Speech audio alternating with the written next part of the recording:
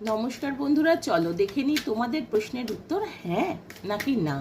Yes or no reading, এটা তো চট করে মনের মধ্যে কোয়েশ্চেন ভেবে নাও অ্যান্ড গ্রুপ 1 বা গ্রুপ 2-র মধ্যে একটা চুজ করে নাও। দেখি তোমার প্রশ্নের উত্তরের পসিবিলিটিস কতটা কি বলছে। গ্রুপ 1-এর জন্য ফার্স্ট কার্ড পুল করছি।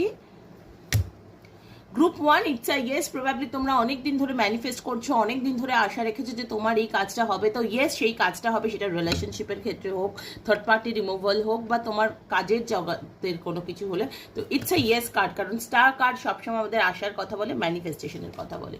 তো চলো বন্ধুরা দেখি গ্রুপ 2-এর জন্য কি আছে। গ্রুপ 2-এর জন্য কি আছে।